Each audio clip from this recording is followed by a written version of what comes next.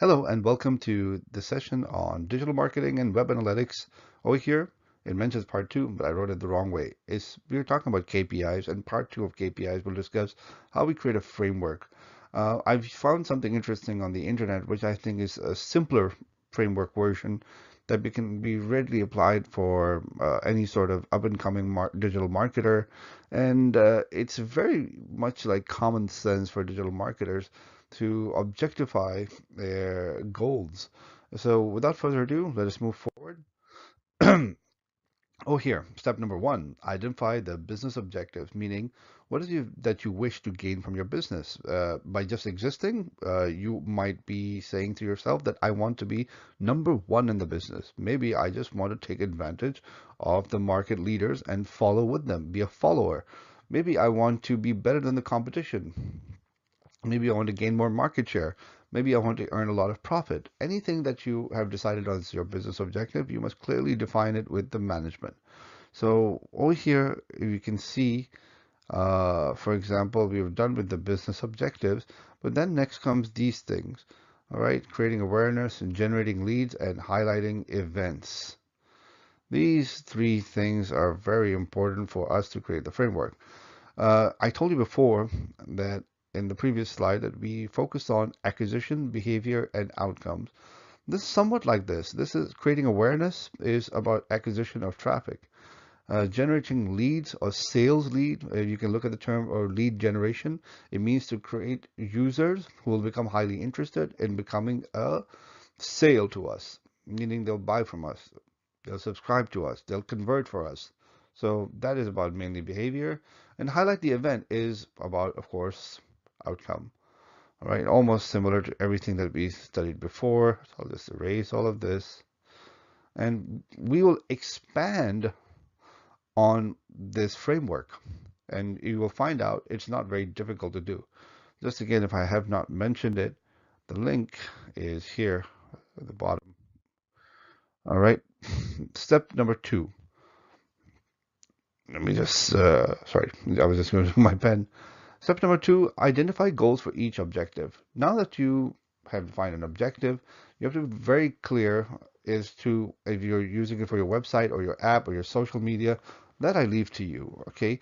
But over here, we are just taking a fake company, we call it, let's say it's a consultancy company. No, this is not a consultancy. This is based on a real estate agent who books basically I would say timing with customers in order to sell them an apartment or a home. So how do we create awareness? Our website goal for creating awareness is to reinforce offline and online advertising. Whatever we've advertised before, we want to push it further in front of our prospective buyer. Okay. Number two, generate leads, like over here. Okay. Generate leads, it's once again this time you're using one and two website goals. You can have three or four or five, doesn't matter. But every goal must be linked to one unique objective.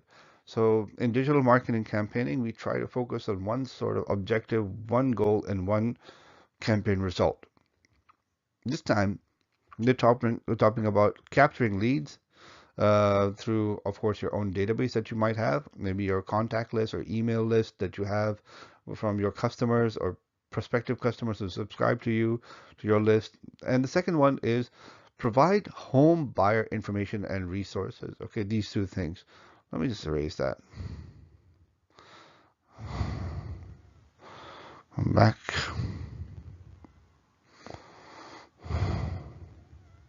Right, let me see if it's working. Yeah. Number three, highlight events. I'm pretty sorry if it's not very visible. Let me just redden it out so it can be seen. Highlight the event. The website goal is to engage community-wide local events. So when we're highlighting an event, there's another website goal here. How do we make our website or business more, I would say, engaging, captivating? So we put this down. We wrote, for example, engage community via local events. There's a local event such as a circus, there's a local event such as a sports game. So we will be there and we'll try to use our sponsor, whatsoever it could be. But we've highlighted around four easy goals to manage. Now, one is related to awareness creation, the other one is related to lead generation, and the third one is related to event highlights. Okay, let me just erase that. And we are back in business. Bob's your uncle. Now, step number 3 is to identify the KPIs, the key performance indicators. All right. So when we're doing that, understand for every goal, we will select one specific metric. So when it comes down to selecting for your creation, awareness creation, we said we would like to, our marketing campaign is about reinforcing offline and online advertising. How do we figure that out? We use branded traffic. Branded traffic means the traffic might be coming from our YouTube channel, from our social media, from a published site from, let's say, yahoo.com. And on yahoo.com, they have fashion.yahoo.com, and someone's read, no, no, sorry, fashion. I would say if they are reading up on quotes or quotations for homes, the prices, and they see our ad and they come to us, that could be somewhat of a branded traffic, but not usually coming from a published site. Usually it's from our own, uh, I would say, paid media or even our own earned media. So they come from that region. I would say when you recognize the source, you know it's coming from your media, and that would be branded traffic. That's just an idea once again, okay? You really don't have to dig too deep into it. Next, we have goal generation, lead generation, sorry. Right. So first one was to capture leads. For that, what sort of KPI? We are using two. We are using conversion for subscription to our newsletter, and the other conversion is when people reserve home tours with us, let's say by the website or by telephone.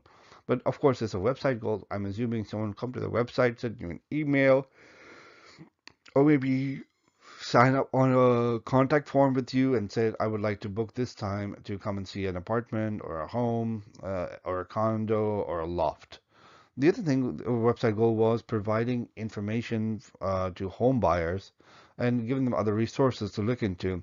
Over here, our KPI we've selected is probably this one, number of downloads of our maybe catalog of any sort of PDF file we provide, anything. The more the download, the means that we are succeeding in providing information.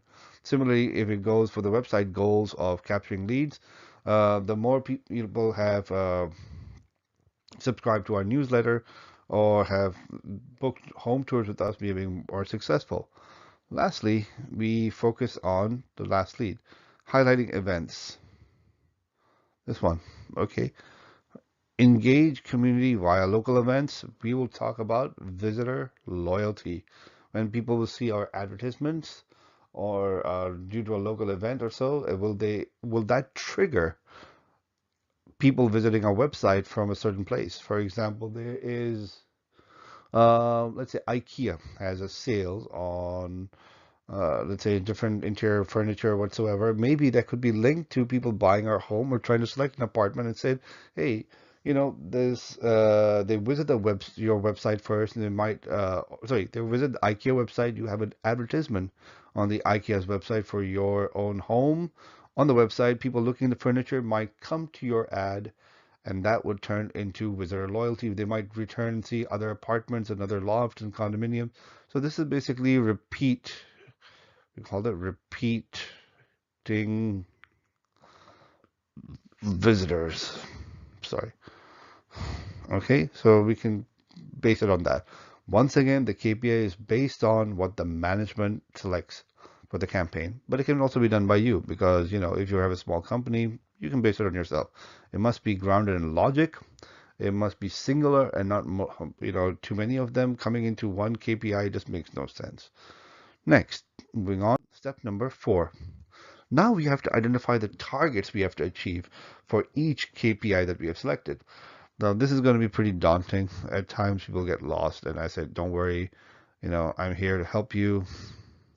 You see over here for branded traffic, right here, they mentioned something our target is we want 7,000 visits per month of branded traffic. Now, that goal is probably your management or you have researched that every time you launch a certain campaign like this, how many visitors should you expect that are coming from your branded website or other branded website? So we assume that a very good figure for success would be 7,000 visits per month. You're getting 3,000 or 4,000 visits per month. They're not good enough at all. If you achieve more than 7,000, you've done a very good job in the campaign. Similarly, for number of subscribers, they want 44 new subscribers per month, and they want for tour booking, they want 20 people to book a tour per month through the website. And that goes the same for number of downloads. They want 150 downloads to be done for the home buyer's information. There should be 150 downloads on average per month. Okay. And depending on the nature of your business and the nature of your region, people could be booking more or could be booking less. Lastly, we talked about visitor loyalty for engaging community by local events. We will create something called the buckets, and I'll explain that in why. They want if 100 people visited this company, out of them, 50 of them should return the next time, and again and again. And so we'll have what we call bucket system. Do not get confused. It's not very highly relevant. It just depends on the nature of business. For example, over here, I'm going to explain the last part. Step number 5, identify valuable segments for analysis. Now, segments is a marketing term. It's related to, oh, sorry, it's related to audience. Okay, what sort of audiences do you have? For example, let's take the first one, creating awareness. You want to reinforce offline and online advertising, check. The KPI selected is brand and traffic, check. The target you have set for yourself is 7,000 visits per month, but the segment is traffic sources converted visits. Okay, these are basically what we say. The traffic sources are all people who have converted before coming to you. Converted visits mean they were on, so let's say, for example, they were on Facebook. A visitor goes to your company's Facebook page and he clicks like. If he clicks like, he's now subscribed to it. And if they see a Facebook post, they click on it and they come to your actual website. Okay, so this is now branded traffic. Okay, let me just use this branded traffic coming to your website. So basically, when they subscribe to your Facebook, they converted into the person who should have subscribed to you. They became a subscriber. They were just a user. They become a subscriber. You must have done a campaign on Facebook. You became a converted traffic coming to your website. A little complicated, but we don't really need it at the moment. Just to, also for the benefit of people who do understand, or they can pose me questions further how we can send branded traffic. Usually, let's say if you're on YouTube, and some people say, please subscribe to my Patreon because you already subscribed to my YouTube channel. They would know that because you've converted into a YouTube channel watcher for that specific person. They must have advertised to you. So when you took up the call to action, the next one is they would say, would you please give me some money for my Patreon or go visit my Patreon? And you do go visit Patreon. Then you become converted traffic that is going to the main website or another page, that is. Other things, for example, the second part, generating leads, we use this once again, traffic sources are site tools used. Let me see this. Site tools could be many things on the site itself. Site tools could be, let's say, contact us forms. It could be submission forms.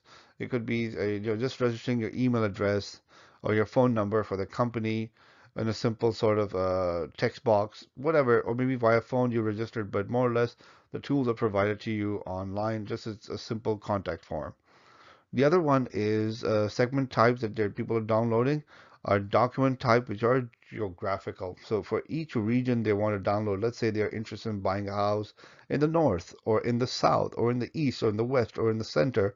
For each catalog they download, it will be geographic in nature. That way, you will have an easier time of segmenting the mindset of your consumer, as well as maybe if they registered demographic information, you can find out maybe these people are living in Paris and they want to move to a peaceful suburb. Maybe they're living to a disturbed suburb and not so nice area, and they probably want to move to Paris for better opportunity. That also depends what type of material people download and what is their current financial situation, which might be reflected by collecting data. Okay, the last one over here, it mentions buckets. Now for this, I need to get a little creative. Now I'm using a separate blank slide to explain buckets because people get confused. What are buckets? And I'll just give you a simple example of when in digital marketing, sometimes you try to measure the rate of people returning, and from there, other people who return. You can use funnel systems or sales funnel to explain that as well. And wait, I don't see it. Okay, wait, okay. Yeah, better. Okay, so let us make a single bucket, second bucket, third one, and fourth one. Now we are assuming the first time people visit will be around 100 people, 100. Now after let's say 1 week of using our business website, maybe we find out only 50 people return after the first week. Okay, so that's no big deal, I guess. It's just an idea. It could be 75 people, but I assume 50 people repeat the second time. So they become, these 50 percenters are what we say loyal for the first week or the first month. The second week around, there's a gap here to here. Okay, wait, this looks really horrible.